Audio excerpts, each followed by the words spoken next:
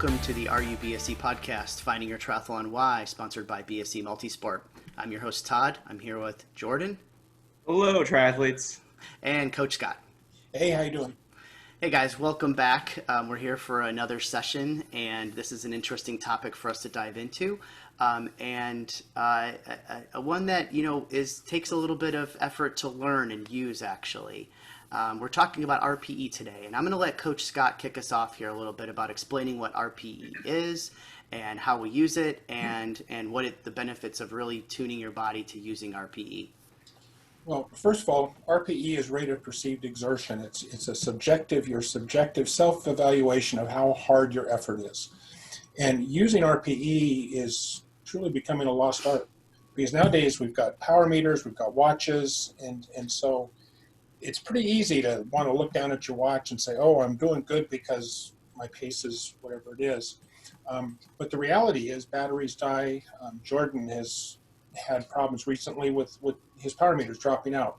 So what do you do when that happens? And I would argue that those devices, whether it be a heart rate monitor or it be power meters, those should be secondary to begin with. I would argue that RPE should be your primary way of your primary way of pacing.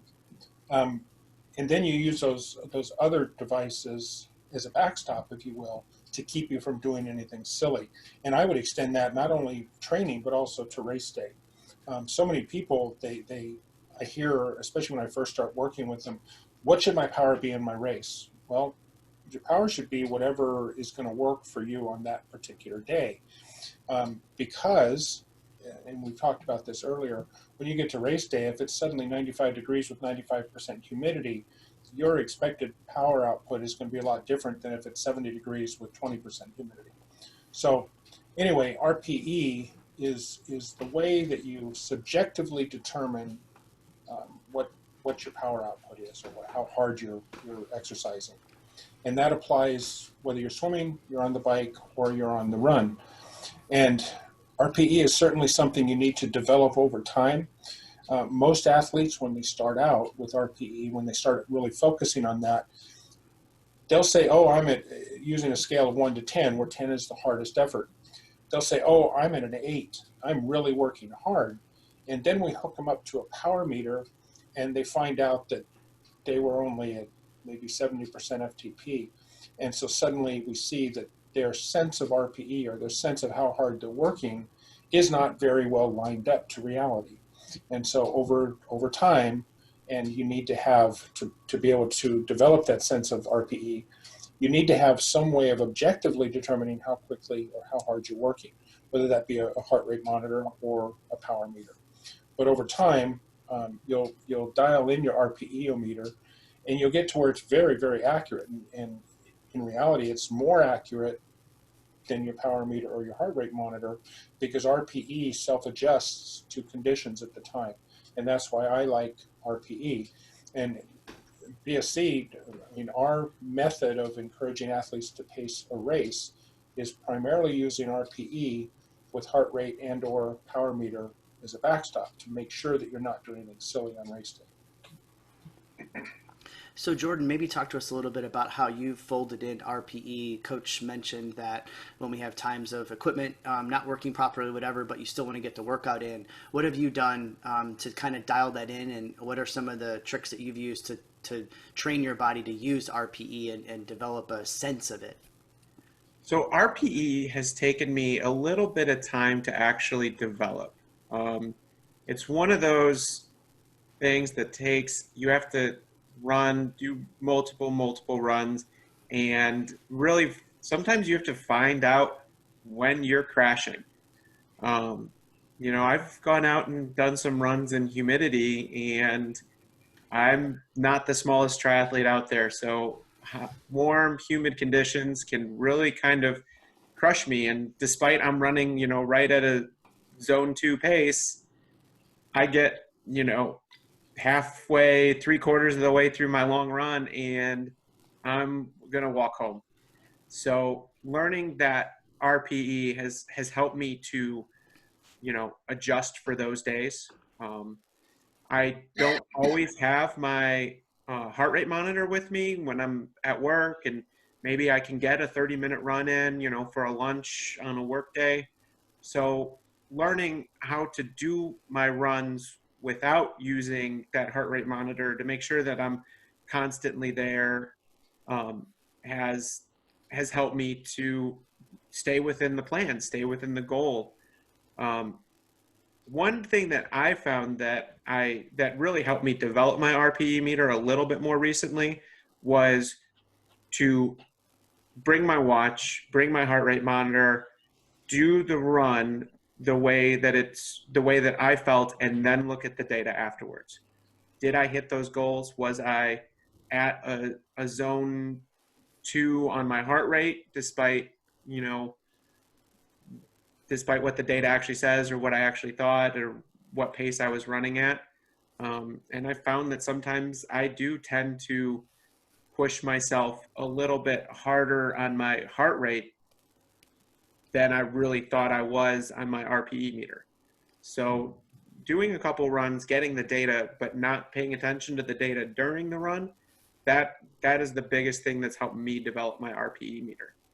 And I think that's one of the important differences, right? When we're using data all the time, if we have my Garmin watch or my bike computer and I'm checking the data constantly while I'm in the workout versus when I'm just checking my body and getting a sense of how tired am I becoming? What kind of energy output can I sustain right now, knowing how much work I've put in so far?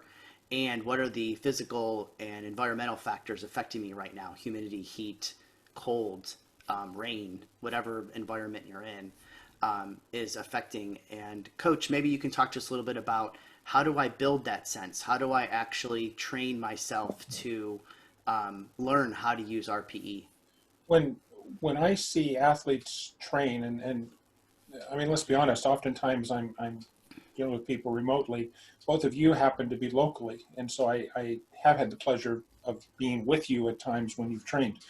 But when I see people and they're running like this, they're looking at their watch, they're spending the entire time looking at their watch, or they're cycling and their head is just glued to the head unit. I don't want to see that. I would rather see them run and periodically check their watch and see where they are. They know what their goal is. They know that it's a Z2 run. And so they should know right off the top of their head what that zone is, whether it's heart rate or power. And so I'd rather see them run and then check, every 5-10 minutes, not just, I mean, I've literally seen people, it's like every 2 seconds they're checking their watch. I don't want to see that because I want them to develop the RPE meter. And you do that by trusting your sense of RPE, checking your watch or your device, that objective measurement of what you're doing, and then adjusting. And that's how you dial in the RPE meter. And to Jordan's case, Jordan's got, now I can say to Jordan, hey, go out and do a Z2 run. I want a 30-minute Z2 run. And he can leave his watch at home, and more often than not, I'll get a Z2 run. He'll be right there, right in the zone where he needs to be. And that's because he's worked on this quite a lot over the past couple of years. And so on race day, then you can use that sense of RPE, and it'll just self-adjust to environmental conditions, to your hydration, to your fatigue. Jordan just had a new baby, and so his fatigue level is going to be expected to be higher than it might normally be. Well, RPE will allow him to just adjust to that. He won't have to worry about, well, what's my power and what's my heart rate. Mm-hmm. RPE will just allow him to instantly adjust to that. So some of this is teaching yourself to assess and learn and then apply. So Exactly. it does take a little bit of time in your workouts to then check against the data afterwards and look back and say, I really felt like I was really putting a lot of effort into that workout, but then when I checked the data, to Jordan's point, was I hitting the zone 2 workout that was expected to, or say a zone 3 tempo, but I was really at zone 5. My heart rate was really high. I was putting way too much in, and I should have backed off during that. So next time I go do my, say, zone 2 or zone 3 tempo, I don't want to be running at max speed, or I don't want to be putting out max power on the bike. I need to start getting the feel for what a zone is. And I think that's Right. really hard. It takes practice and Well, consistency. and to that point too, when you upload your workout, go into Training Peaks or whatever platform you're using for your training logs and make a comment.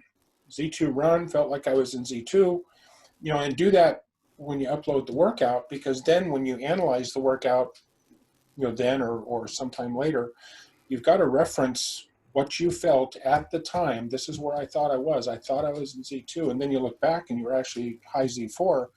Now you have a frame of reference. Okay, well, where's the discrepancy? Why did I think that? Some days you're going to have really good days and you're going to be Superman. Other days, I say this all the time, some days you're the bug, some days you're the windshield. There's going to be those days where you're the bug and you just have a really bad day.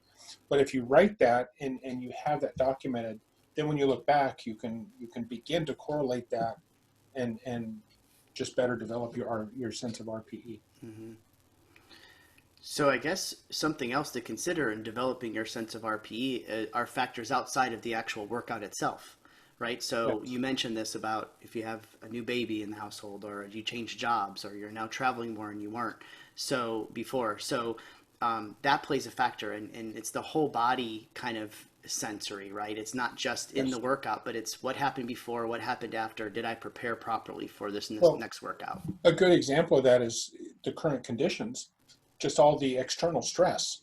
In your job, your stress level with what's going on currently because of what you do in your day job, your stress level's gone up. Well, that's going to spill over into your workouts. If your stress is really high in your personal life, in your work life, and then you try to go out and do a really hard workout or hit really high targets, whatever the case may be, you're going to likely have difficulty doing that. And if you have that sense of RPE, it's going to allow you to adjust a little bit more easily.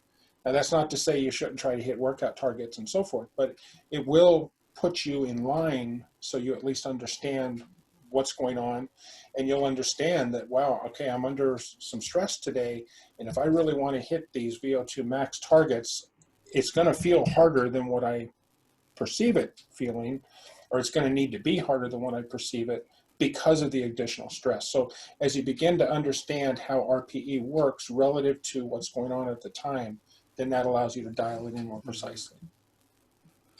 So, Jordan, when you think about now developing your RPE and getting into being able to kind of correlate that to the metrics and the data output and what you're doing real time in a workout or afterwards, what are some of the things that you're now using RPE for, either in training or as you're preparing for a race?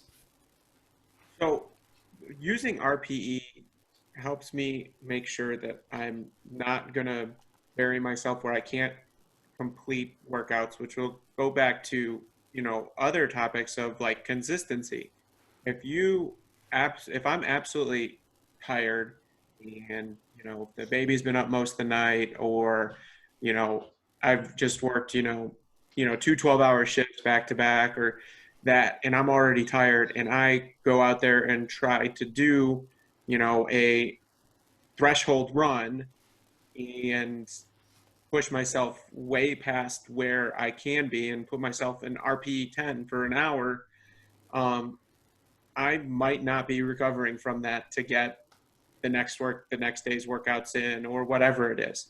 So being able to, that will tie right back into, consistency, and keeping a good training balance. And also, we're all here, we have our families at home. You don't want to do a workout and then not be able to, spend your time, playing basketball with the kids outside.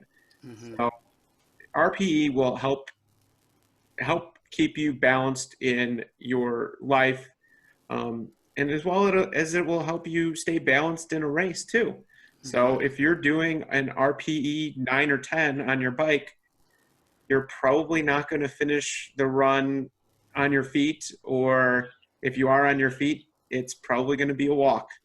Mm-hmm. So that's just a big part of training that RPE meter. Mm-hmm. So that brings up an important point too, is coach, thinking about the outside factors and applying them to an individual workout for the day or future workouts. Um, training peaks and looking at the metrics and our stress levels and our CTL, the RPE plays an important factor in maybe things that aren't captured in the metrics and in the Right. data. All the data, all the metrics, and all the different squiggly lines, that's just one part of it. That's a tool, and RPE is another tool. And we try to use all those tools together to get to our goal, to complete what we're trying to do. All those metrics on training peaks mean nothing on race day, because you're not going to be on the course looking at training peaks. What you've got on course is maybe a watch, maybe a head unit. You might have access to power data. You might have access to heart rate. You'll always have access to RPE. Your watch battery can die. It happens. I can't tell you how many times I've seen and heard it happen. I had an athlete just last week. He was doing a real big ride, and the first climb, his power meter died. His pedals died. So now what? You can either just abandon it and be done for the day, and then now you've got that goes to consistency, and that's going to set you back, or you can fall back onto RPE because you've always got that with you. And so I'm real big on developing a sense of RPE and using that as the primary pacing metric, because you've always got that with you. And then using heart rate and or power, like I said earlier, as the, hey, silly, don't do this because you're going too hard. That's generally where you use it, but it can also go the other way. If you happen to look down, if you're on the bike, and I stress to people, start the bike on the easy side and build rather than starting hard and blowing up. So if you're riding along, you started relatively slow, and you're riding along, and you look down and you're 50 watts below what your red line is, well, that might also be instructive in that it says, hey, maybe you need to revisit where you're at for RPE. And are you 50 watts below because it's 110 degrees out, or are you 50 watts below because you're just not feeling it today, whatever the case may be. So it all works together. And you mentioned a little bit about pacing and in an actual race, tapping into RPE. So once you've built a sense of your RPE kind of sensory ability to use it real time, how would I use it to either set up my pacing, or if I've got my pacing set up for a race, how do I then check and balance using RPE during that event? Well, any of my long course athletes, whether it's half iron or full iron, we'll always have a race plan. We'll break the course into segments, generally 4 segments, and we'll have our targets through each of those segments. And so then this is my red lines. This is my power red lines or my heart rate red lines on the run, because we do the same thing. We'll break the run down into sections. This is my red line. And so that red line it's not a full-on do not exceed red line, because if you're really feeling good, you can exceed it a little bit. The whole point of the red line is that's like your, hey, wake up, really take a look at what you're doing. And so you should be using RPE. And so on an Ironman bike, we'd want you in maybe Z3 for most of the ride. Towards the end, maybe building into Z4. So that, and that your red lines are going to be corresponding to that. You'll have a red line for hills if you got onto a medium hill, heavy hill, or big hill. And so that's just saying, hey, if you're here, if you go beyond this, you're going to be burning a match. And so that's one of the things we work on in training is the matches, how many matches you've got. And that goes to, which would be another topic on another day, but doing VO2 max work for a long course triathlete. Well, I'm not going to be riding at VO2 max. Well, yes, you may be. And so developing that anaerobic capacity gives you more matches that you can use when you get out there and you're pulling that hill or you're making a pass. But those red lines are what's directing and saying to you, hey, reanalyze, revisit your RPE, where you're at. And so it all works together. When you develop that good, solid sense of RPE, you don't really need those red lines. You don't really need the heart rate. And increasingly, as people get a year in, 2 years in, 3 years in, they're not using those. And heart rate and power become more of a training metric than a racing metric. Mm-hmm. So that's they're there. It's your backstop, and that's how I've always looked at them. Is heart rate and power are your backstop on race day. RPE is your pacing metric. Yeah. And then environmental factors during the race, I think, force you to tap into RPE when things start to go wrong or things start to change, right? And Jordan, I think about Jordan when I was spectating in Muncie a couple years ago at your Olympic race. And all of a sudden in the run, the sun came out and it got super hot. And it was May, so we weren't expecting it to be that hot yet. And I remember you coming across the finish going, wow, the second half of that run was boiling out there and there was no shade cover. So I think RPE played a big part because, and I'll let you talk to it, because at that second half, it doesn't matter what your watch is saying, what pace you're holding, your heart rate is spiking because of that heat. And so then you do need to tap into your sensory system and using RPE. Yeah, it had been super cool all that entire spring so far. And it's May and it hit 80 in Mm-hmm. May, which hello Indiana, that's the way Yeah. it goes. Yeah.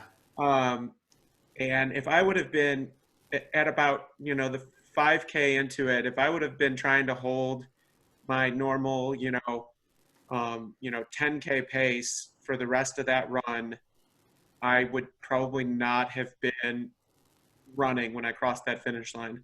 So I just knew, I backed back down. It was probably more of what would have been considered a zone 2 pace for the rest of that, what I had been training to at that point. But at that point, that was my 10K. That was the best I was going to get out of that day. And, I was able to cross it and, find the closest bucket of ice that I could find. Right. Yeah, but to Jordan's point there, and we talked about this after that race, he wasn't consciously making the decision, oh, I need to back down to this slower pace.